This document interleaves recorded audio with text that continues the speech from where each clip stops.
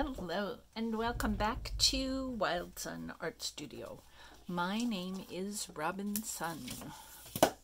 Please like, comment, subscribe, and share this video if you like it. Today is video 5 in the lineup to the giveaway, and I have been doing this really fun thing that I personally like a lot. For this journal, I have been making little books. Somewhere, some art book I read years ago called these tip-ins. I think these actually sort of wander outside the bounds of a tip-in. So let's just get started. All of these little books are going to be included either in or with the journal. I went a little beyond myself, and the journal is now like wicked chunky. So some of these are just going to go along with the journal, and you can put them in. You, the winner, can put them in if you like or not. So here is one of the simplest kinds of books. This is just a notebook, and I've used a piece of cardstock for the back, and I just folded it over a stack of pretty papers. And that's the beginning and the end of this notebook. It's just stapled up here. You could sew it with thread, you could sew it with ribbon, you could, I don't know, whatever binding methods you like. I used staples. Yeah, you can bind it however you like. So here is little booklet number 1. Now this is really sweet, and it's not my idea. It's a wallet, and I got it from somebody, and it's not a person I'm very used to watching, and I don't remember her name, and I'm really sorry. And apparently there are a bunch of videos out about wallets. So this is a piece of 12 by 12 paper. And this woman, whoever she was, had this great way of figuring out, you make a smallish fold, which makes the front and back of the first pocket. And then, so it goes up and down, and then up to this level of pocket, and back down, and then up to the back. So you're sort of fan folding a piece of paper, but every time you fold it a little higher. And that gives you lots of pockets. These are the original watercolor papers. I think these are parts of the papers that I did not use for my copies for the pages in the journal. And this is an old favorite piece. This was this is a paper bag from a grocery store. This, I think what I did was I used half the bag to make a paper cut, which is why you see these sort of regular patterns. And half the bag I crumpled up and flattened out and traced these shapes and then colored on them. And when you get it, you'll feel this is a little waxy. I think I used colored pencils on this, though, not crayons. It's not that waxy. Anyway, this is yours to enjoy. A little bit more watercolor paper. A little bit more watercolor. No, this is a little pamphlet book. Very little. It only has 4 pages. So that was my second book. This is a paper cut. It's folded here. You'll notice that the sides mirror. It's also folded this way. The top and the bottom are the same. The left and the right are the same. And that was it. So So that was the folded piece of paper. And I just cut that up. So there's that on the back. I hope this is flashing for you. I put shipping tape over the back. There were just so many little edges and points, and I couldn't glue it properly. So I think what I did was I glued it a little bit and then put the tape down on, and which is nice because if you're putting it in and out of a journal or something, or your purse or something, it's nice to know that the paper cut won't just fall off, get rubbed off. Now, these two little books we went over yesterday. They are one-page books. This one has now been all matted. Isn't that pretty? And it has little cards for you to decorate. And then this little book, remember, you open it up, it has the little accordion fold, little doors, 2 autumn leaves. And I still haven't put the magical thing inside of here. I have to remember to do that. Another little card made out of original watercolor paper. And then, check this out. This is the other accordion. And I'm sorry, it's doing a little sticking. So there's a yellow paper cut in this window that I cut. Then there's an orange paper cut, which is very simple. And then there is a red paper cut, which is kind of chunky. And then when you put them all together, you can sort of see down through the holes to the orange parts and the red parts. So that was kind of fun. And remember, I taught you how to make them. In order to make this book, pocket book that has a sideways pocket, a top pocket, and then a sideways pocket, and then the 2 covers, you make you fold the paper in half, and then in half again, and then you fold the paper in half hot dog ways.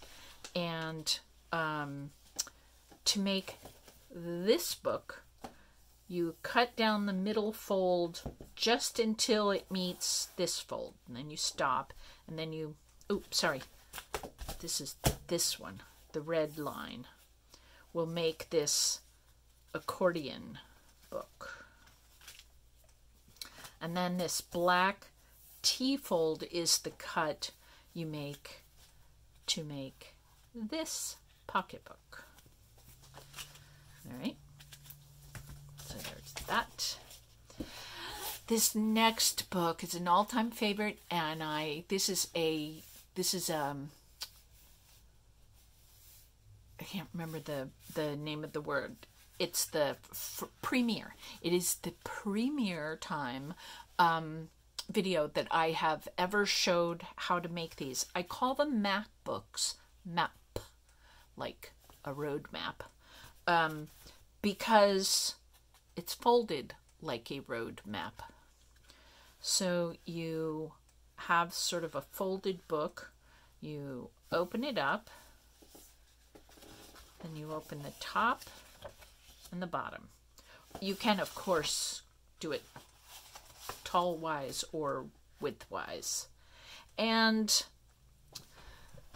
the thing that I often use this for, I think one of the first ones I ever made, I used as a Christmas gift thank you note list.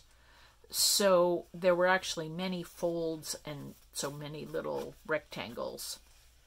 And in each rectangle, I put who'd given the gift and which member of the family it was for, and had the thank you note been written. And so I just had one book, and it gave me a record that year of what everybody in the family got and when the thank you notes went out, so I wasn't forgetting things. The other cool thing you can do with this kind of course, you can do whatever you want. But another cool thing I've done with it is to draw a circle in the middle, which is usually like me or whatever my situation is at the moment. And then I draw a line out, draw another bubble, and write down all the things that come into the situation as it is.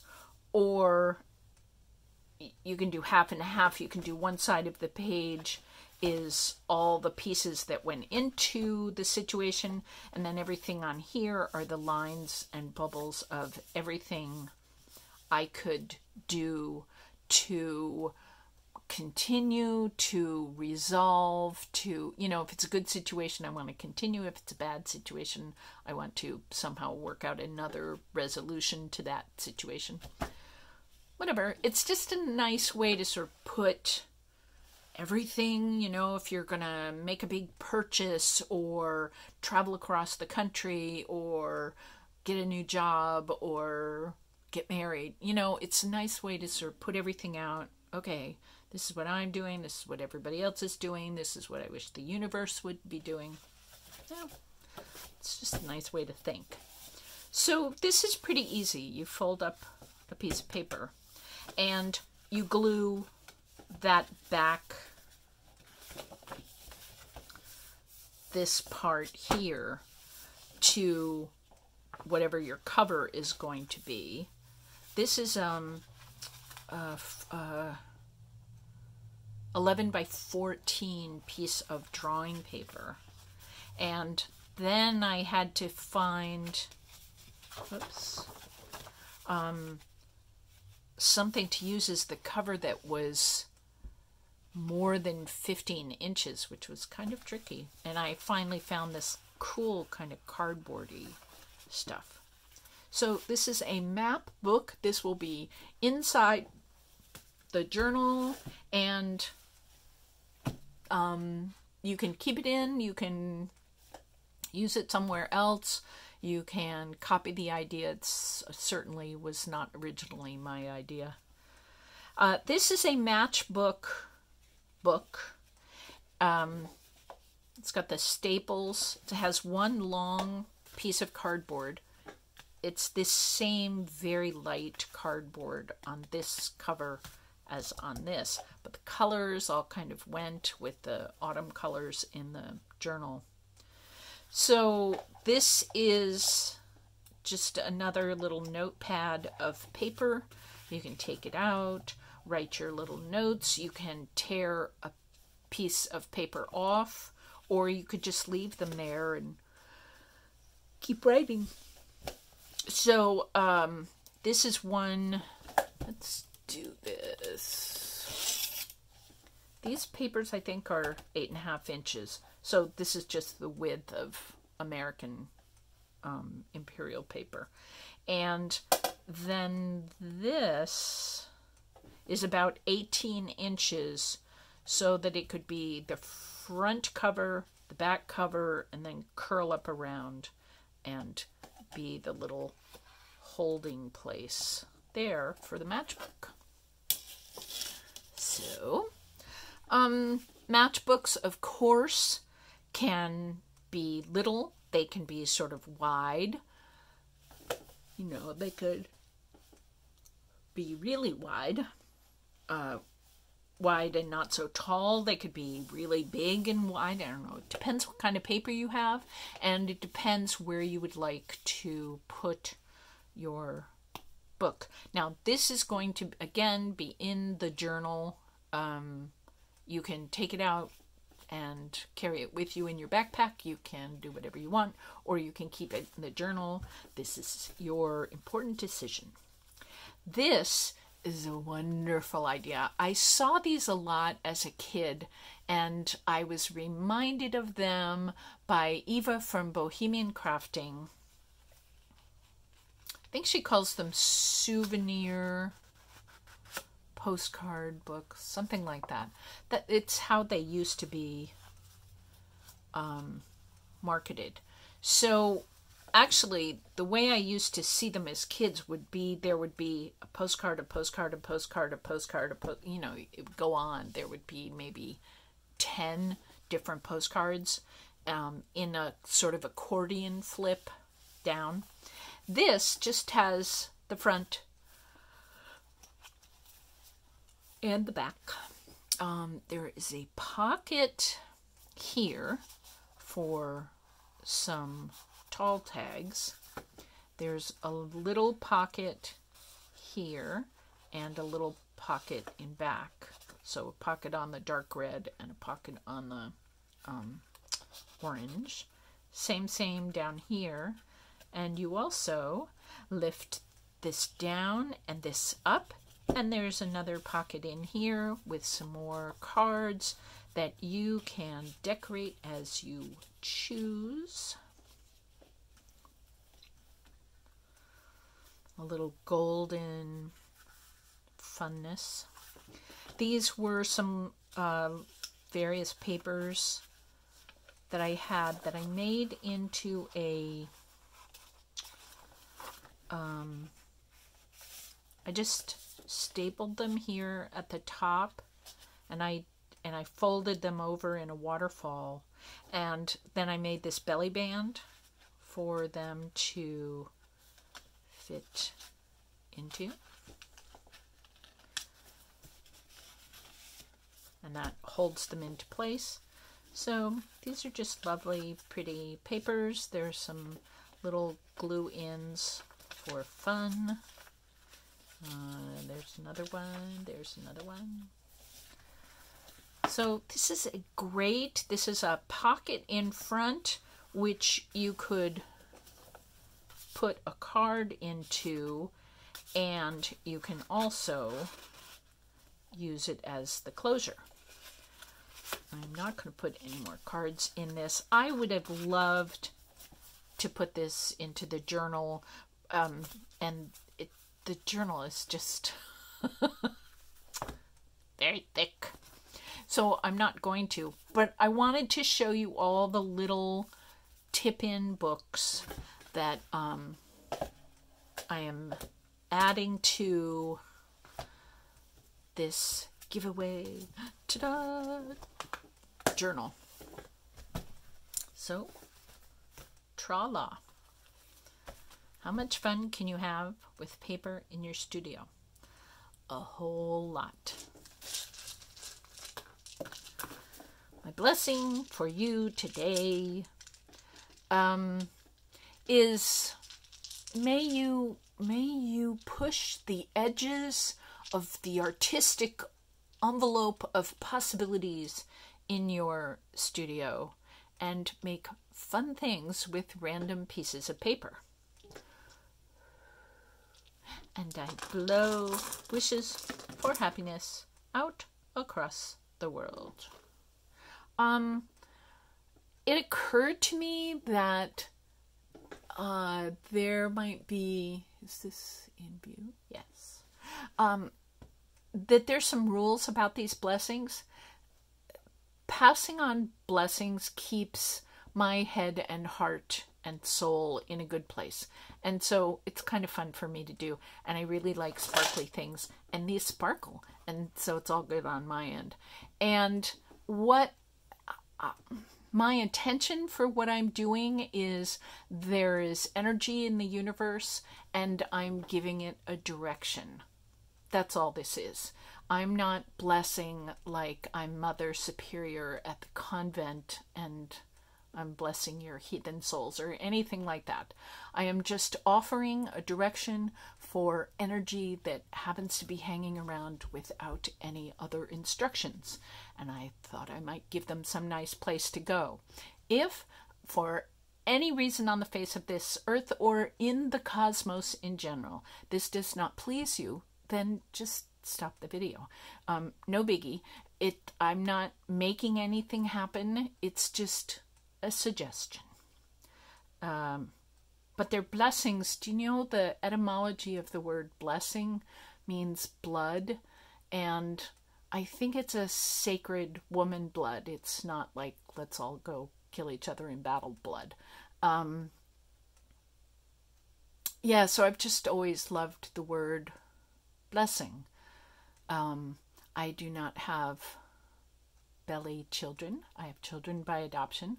And when I realized that infertility was one of the fun little joyous trips I got to do on the planet this time, I thought, well, I'm glad that all that monthly shenanigans that I did for so many years, you know, like maybe it should be a blessing in some other way. If I couldn't make children, then yeah, I just love the word. So maybe that was way too much information, although I do think that infertility is a thing, and it's nice maybe to know if a person has to deal with that you can get to the other side without losing your mind.